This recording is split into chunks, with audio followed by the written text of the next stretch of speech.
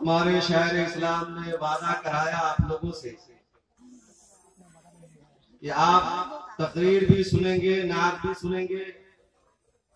अल्लाह के प्यारे रसूल सल्लल्लाहु अलैहि वसल्लम ने फरमाया, अल मुमिनु इज़ा वअदा वफा। मोमिन वो है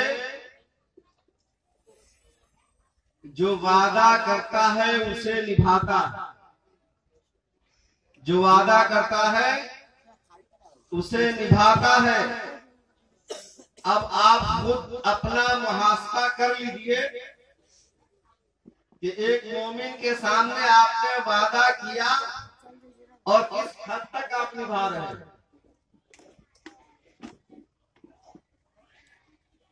ताजु शरिया ने ये फरमाया, जिंदगी ये नहीं है किसी के लिए।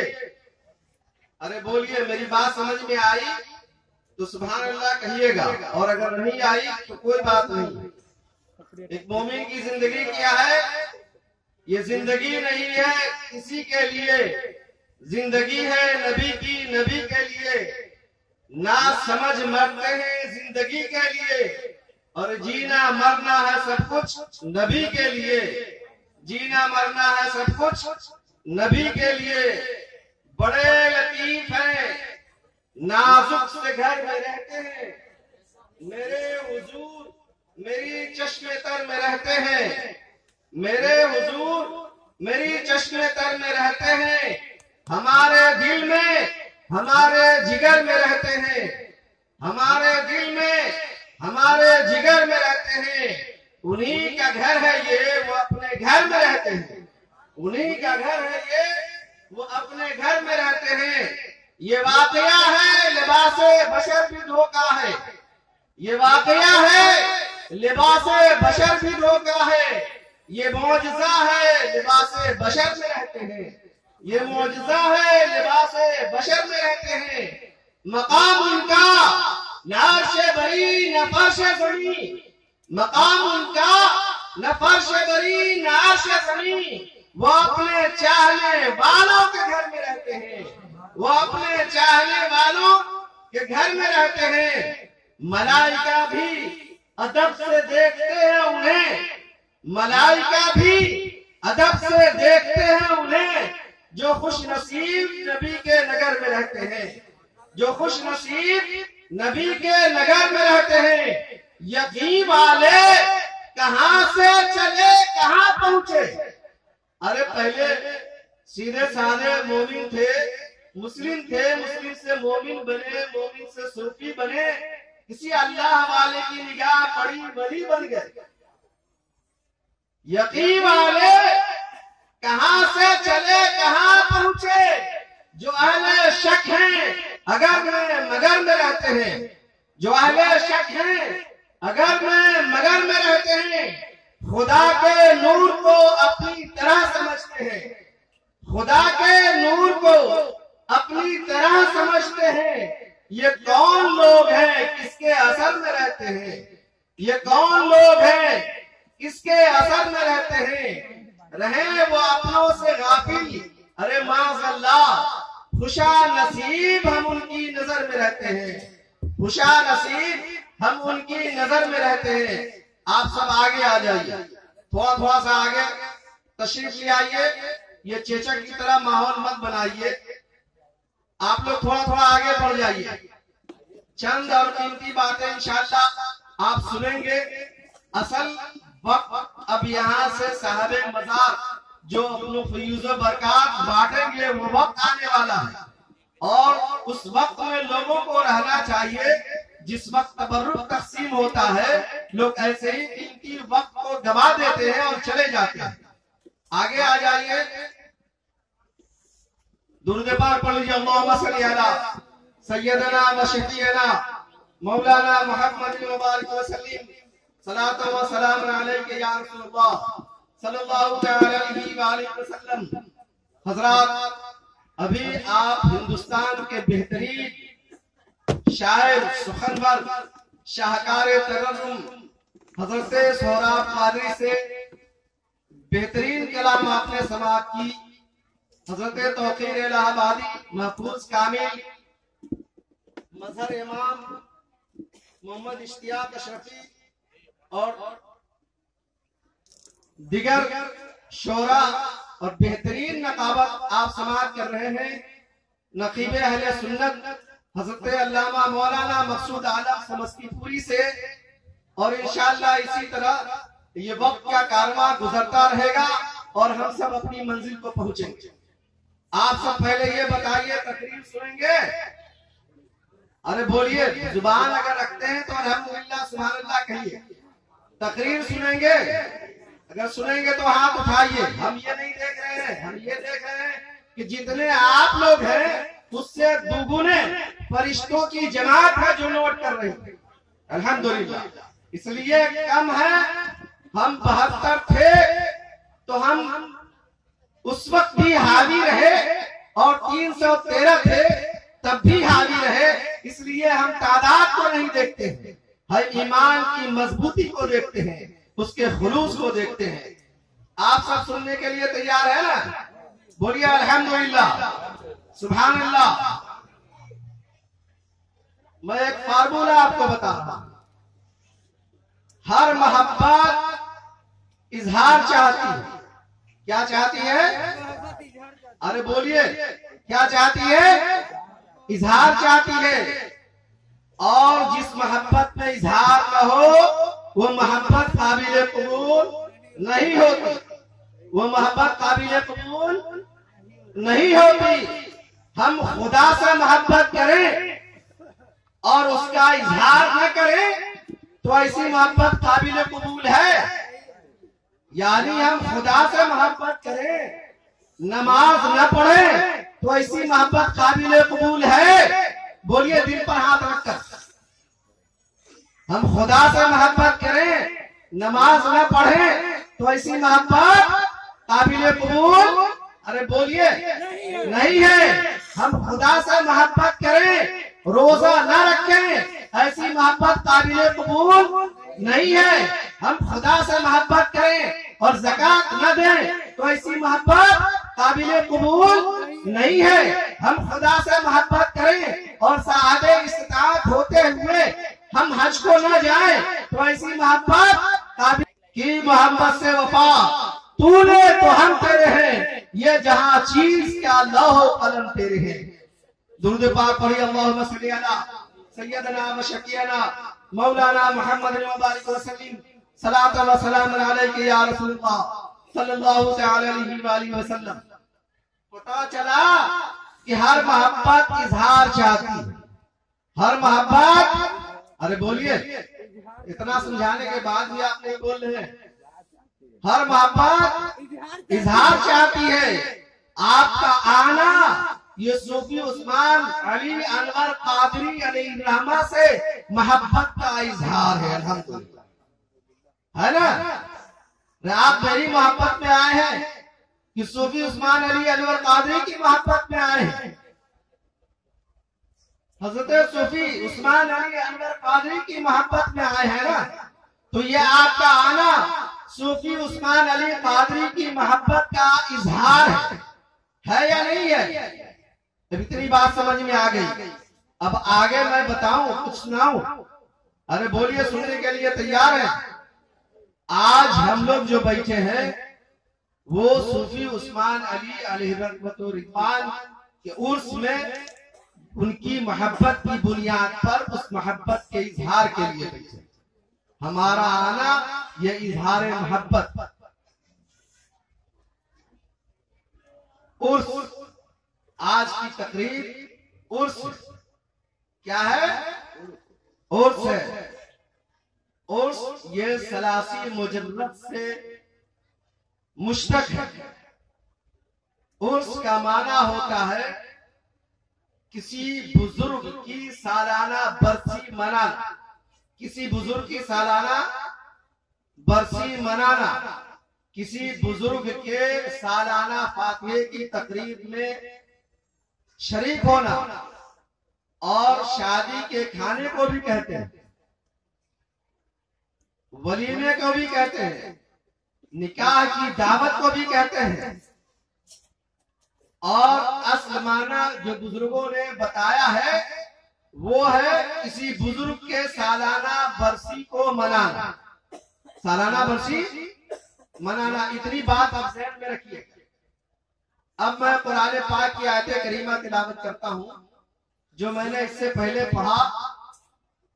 अला इन्ना औलियाल्लाहि ला खौफुन अलैहिम वला हुम यहज़नून। खबरदार, अल्लाह के वलियों को न कोई खौफ है, न कोई डर है, न कोई हुज़्न व मलाल है। अब इस आयत को ज़हन में रखिएगा। आगे जो मैंने हदीस पाक पढ़ी, अल्लाह के रसूल सल्लल्लाहु अलैहि वसल्लम ने फरमाया, ला युमिनु अहदुकुम हत्ता अकूना अहब्बा इलैहि मिन वालिदिही व वलदिही वन नासी अजमईन। अल्लाह के रसूल ने फरमाया कि तुम में का उस वक्त तक के कोई मोमिन हो ही नहीं सकता जब तक सबसे ज्यादा वो मुझसे मोहब्बत न करे, यहां तक के वो अपने मिन वालिदिही, अपने वालिदैन से, मिन वलदिही, और अपने बच्चों से, वन नासी अजमईन, और तमाम लोगों से मुझे अजीज न माने, मुझसे मोहब्बत न करे, उस वक्त तक के वो मोमिन हो ही नहीं सकता। इस बात को ध्यान में रखिएगा। अब आपको मैं एक बात बताना चाहता हूं कि अभी 2015 में ज़लज़ला आया था। किसी का मकान कच्ची ईंट का मकान रहा होगा या पक्की ईंट का मकान रहा होगा। अब ऐसी हालत में जब ज़लज़ला आया, घर को ज़लज़ले में हिला दिया, तो कितने ऐसे लोग हैं कि उस ज़लज़ले में अपने आप को घर के अंदर कैद रखे होंगे। ऐसा है कोई जो ज़लज़ला आया हो और घर के अंदर वो मौजूद रहा हो? ऐसा कोई नहीं दिखता। क्या ऐसा आपने देखा है कि ज़लज़ला आया हो और घर के अंदर लोग रहे हो, बाहर ना निकले हो, बल्कि ज़लज़ले का एक झटका आया, उस वक्त न उसने अपने माँ को देखा, न बाप को देखा, न बीवी को देखा, न अपने बच्चों को देखा, न अपने पड़ोसी को देखा, न पूर्वजवार को देखा, न रिश्तेदार को देखा, सबसे पहले अपनी जान बचाकर भागा। ऐसा हुआ या नहीं? आपने देखा या नहीं? तो अब ऐसी हालत में अल्लाह के रसूल फरमाते हैं कि जब तुम इस तरह मोहब्बत करो कि जब ज़लज़ला आ जाए, खुदा उसके रसूल का हुक्म हो, तो तुम उस रसूल के हुक्म के लिए उसमें ठार जाओ। ये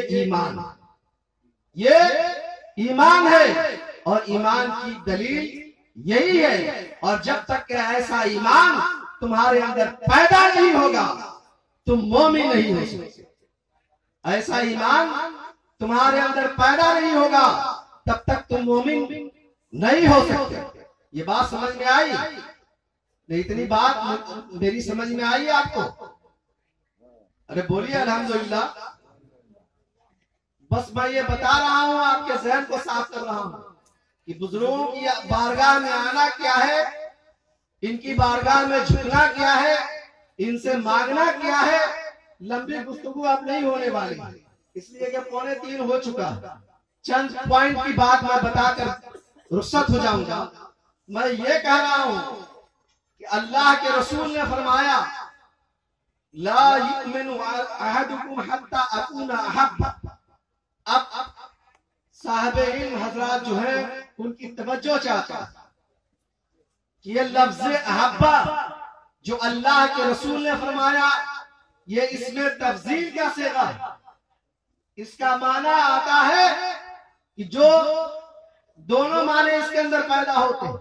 एक माना इसमें फाइल का आता है, दूसरा माना इसमें मफूल का आता है। पता चला कि सबसे ज्यादा जो चाहने वाला हो उसे अहब्बा कहा जाता है, और जिसे सबसे ज्यादा चाहा जाए उसका माना भी इसके अंदर पाया जाता है। अब इससे ये बात आपके दिमाग में आ रही है और आपके दिमाग के दरवाजे को मैं साफ करना चाहता हूँ कि जब फरिश्ते मोमिन को कब्र में लिटा देते हैं और उससे हिसाब व किताब जब होता है, तो तीसरा सवाल होता है, माँ तक़ूलो फी हक़्क़ि रुजुल, माँ तक़ूलो फी शाने हाज़ा रुजुल। बंदा तीनों सवालात के जवाब जब दे देता है, तो फरिश्ते उसे कहते हैं नाम कनामतिल उरूस, सो जैसे दूल्हा सोता है या दुल्हन सोती है। अब इस बात को जहन में रखिएगा। यहाँ हमने बताया उर्स सालाना बरसी को कहते हैं, और यहाँ हदीस पाक में ये लफ्ज आता है कि नौम कनामतिल उरूस, सो जैसे दूल्हा सोता है या दुल्हन सोती है। मैं ये बताना चाहता हूँ कि उरूस का माना एक दूल्हे का भी आता है और एक दुल्हन का भी आता है। जब फरिश्ते सवाल करते हैं और बंदे मोमिन उन तमाम सवालात के जवाबात कमा हक़हू दे देते हैं, तो फरिश्ते ये कहते हैं कि नौम कनामतिल उरूस, सो जैसे दूल्हा सोता है या दुल्हन सोती है। इतनी बात समझ में आई? अरे जिनको नहीं समझ में आई हाथ उठाए। सबको समझ में आ गई? अजय जिसको समझ में आई वो हाथ उठा के बताएगा। देखें कि बेदारी में आप लोग सुन रहे हैं या ईमान को छोड़ के सुन रहे हैं। मुकम्मल बेदारी में आप सुनिए, आपको समझ में बात आएगी। मैं आखिरी पॉइंट पर आ रहा हूं। अल्लाह के रसूल ने फरमाया कि जो सबसे ज्यादा मुझसे मोहब्बत करता हो, ये हम जैसे नाकारों को अक्ल के दरवाजे को अल्लाह के रसूल ने खोला और ये बताया। हमारे समाज में जब शादी होती है, आप बारात जाते हैं, लड़की को रुखसत करा कर अपने घर लाते हैं, उसको उसके रूम में दाखिल कर देते हैं, तो उसके रूम में जाने की सबसे पहले इजाजत किसको होती है? और उस दुल्हन पर सबसे बड़ा हक और सबसे ज्यादा हक किसका होता? बताइए। अरे दुल्हन पर सबसे ज्यादा हक किसका होता है?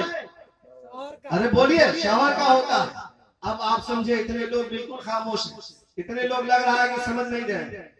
दुल्हन को जगाने का सबसे ज्यादा हक किसको है? शौहर को, दूल्हे को। और दूल्हे पर किसका सबसे ज्यादा हक है? दुल्हन का। तो पता चला कि दुल्हन को वही जगा सकता है, दुल्हन के करीब वही जा सकता है जिसका सबसे ज्यादा हक दुल्हन पर है, और दूल्हे को वही टच कर सकता है जिस पर सबसे ज्यादा हक दुल्हन को है। तो दूल्हे को टच करने का हक दुल्हन को है और दुल्हन को टच करने का हक दूल्हे को है। ये बात तो आपको समझ में आ गई? आई या नहीं आई? अगर आ गई तो मैं ये बताना चाहता हूँ कि अल्लाह के रसूल ने हमारे दिलो दिमाग को खोल दिया कि सुनो, जब फरिश्ते ये कहेंगे नाम कनामतिल उरूस, सो जैसे दूल्हा सोता है या दुल्हन सोती है, तो ये मैदाने मशक्कत सोते रहेंगे। और इसको उठाने का हक अगर किसी को होगा तो उसके नबी को, उसके, अरे बोलो, अरे बोलो, उम्मती पर सबसे बड़ा हक किसका है? और नबी पर सबसे ज्यादा हक किसका है? उम्मती का। ये बात तो आपको समझ में आ गई? आ गई? अब मैं आगे बढ़ता हूं कि सबसे ज्यादा हक दुल्हन पर दूल्हे का है और दूल्हे पर दुल्हन का हक है। तो अल्लाह के रसूल ने फरमाया कि सबसे ज्यादा जब तक के वो मुझे मोहब्बत ना करे मुझसे, वो उस वक्त तक के मोमिन नहीं हो सकता। तो अपनी मोहब्बत को, अपनी उम्मत को सलीका दे रहे हैं कि तुम अब से मोहब्बत करने लगो, ताकि तुम सबसे ज्यादा अगर मुझसे मोहब्बत करोगे तो मैदान माशर से मैं तुझको सबसे पहले उठाऊंगा। ये है अल्लाह के रसूल ने हमें दर्श दिया है और ये बताया है। तो आज के दिन ये सूफी उस्मान अली अलैहि रहमत व रिज़वान दूल्हा है और दूल्हा बगैर बराती का नहीं शोभा देता। तो ये दूल्हा है और आप सामीन सबके सब बाराती। बाराती कैसे है? अब इमाम हम्बल की रिवायत में बताता। हजरत इमाम हम्बल फरमाते हैं कि हजरत अबू हुरैरा रज़ियल्लाहु तआला अन्हु ने फरमाया कि अल्लाह के रसूल मस्जिद नबवी में आ रहे हैं, जा रहे हैं, आ रहे हैं, जा रहे हैं। 3 रोज तक अल्लाह के रसूल अपने हुजरे से आए, फजर की, जोहर की, असर की, मगरिब की, ऐशा की नमाज पढ़ाई और वापस अपने हुजरे में चले। सहाबा बेचैन है, बेताब है, दीदार को तड़प रहे हैं। 3 दिन के बाद अल्लाह के रसूल ने फरमाया, क्या सहाबियों सुनो, अल्लाह ने मुझसे एक वादा किया, जिस वादे की तकमील में ये 3 रोज गुजर, जिस वादे की तकमील में ये 3 रोज गुजर गए और आज वो वादे की तकमील हुई। हज़रत अबू हुरैरा फरमाते हैं कि अल्लाह के रसूल ने फरमाया कि मेरी उम्मत में 70,000 ऐसे लोग होंगे जो बगैर हिसाब और किताब के जन्नत में दाखिल कर दिए जाएंगे। उस वक्त न कोई मीज़ान होगा, न कोई अद होगा, न कोई इंसाफ होगा। अदल से पहले, मीज़ान से पहले, इंसाफ से पहले अल्लाह के रसूल ने फरमाया हमारी उम्मत के 70,000 लोग बगैर हिसाब और किताब के जन्नत में दाखिल कर दिए जाएंगे। जब रब ने ये फरमाया तो मैंने अर्ज किया, मौला फजील, ऐ रब उसमें ज्यादती फरमा, ऐ रब उसमें ज्यादती फरमा। तो अल्लाह ताला ने उसको बढ़ा दिया और ये फरमाया कि उन 70,000 लोगों में हर 1000 70,000 लोगों को बगैर हिसाब और किताब के जन्नत में दाखिल करेंगे। उस पर भी अल्लाह के रसूल मुतमईन न हुए। फिर अल्लाह के रसूल ने फरमाया, फजील, क्या अल्लाह इसे फिर ज्यादा कर दे, फिर इसे ज्यादा फरमा दे। फिर अल्लाह ताला ने उसे ज्यादा फरमा दिया। तो रावी ये बताते हैं कि उन 70,000 में फिर 70 लाख एक शख्स 70 लाख लोगों को जन्नत में लेकर दाखिल होंगे। और इमाम हम्बल ये फरमाते हैं कि हर सिलसिले का जो मुक्तदा होगा वो जन्नत के दरवाजे पर उस वक्त तक खड़ा होगा जब तक कि उसके मुतवस्सिलीन, उसके चाहने मानने वाले जन्नत में दाखिल नहीं हो जाएंगे। उस वक्त तक कि वो दाखिल नहीं होगा, ये उस सिलसिले का मुक्तदा का आलम होगा, उसके इमाम का आलम। तो ये है वलियों का मकाम, ये है अल्लाह से मोहब्बत रखने वालों का मकाम। अब मैं ये बताना चाहता हूं कि अल्लाह के रसूल सल्लल्लाहु अलैहि वसल्लम की बारगाह में हजरत अय्यूब अंसारी कब्रों से लिपट कर बोसा दे रहे हैं, चूम रहे हैं, लिपट रहे हैं। मेहमान गुजर रहा था, करीब आया, उसने देखा और ये कहा कि ये कौन है जो रोज़े रसूल से इस पत्थर से लिपटा हुआ है। हजरत अय्यूब अंसारी ने अपनी आंखें ऊपर उठाई, अपनी निगाह को ऊपर किया और जैसे ही देखा कि हजरत अय्यूब अंसारी है, उनकी हालत खराब हो गई, वो चले गए।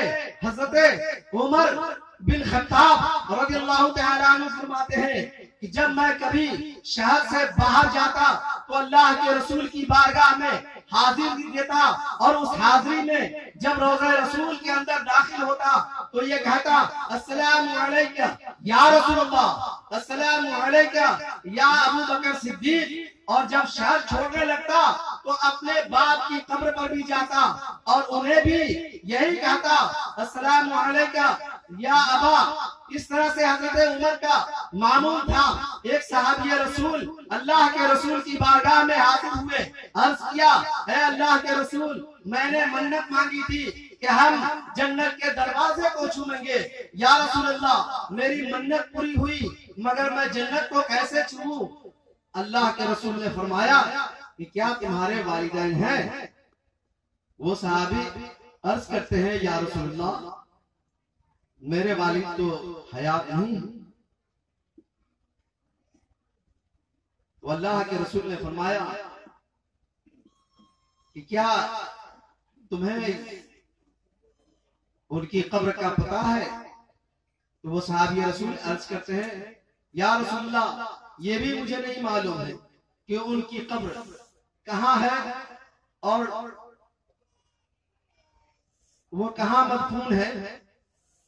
तो अल्लाह के रसूल ने फरमाया कि जा और लकीर खींच दे, और लकीर खींचने के बाद अपने माँ बाप का तस्वुर करना और उसे चूम लेना। जब तुम उसे चूम लोगे तो जन्नत के दरवाजे को चूम लोगे।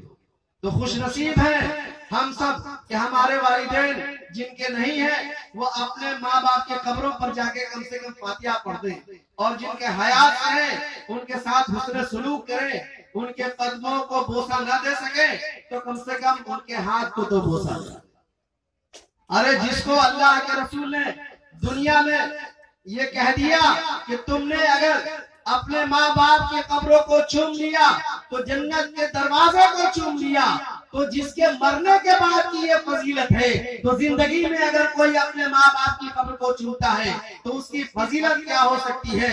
इससे अंदाजा लगाना है कि हमें अपने माँ बाप की किस तरह से इज्जत करनी है, किस तरह तकरीम करनी है, उनके साथ हुस्न सलूक कैसे करना है। तो अल्लाह के रसूल ने ये फरमाया, ला युमिनु अहदुकुम हत्ता अकूना अहब्बा इलैहि मिन वालिदिही व वलदिही वन नासी अजमईन।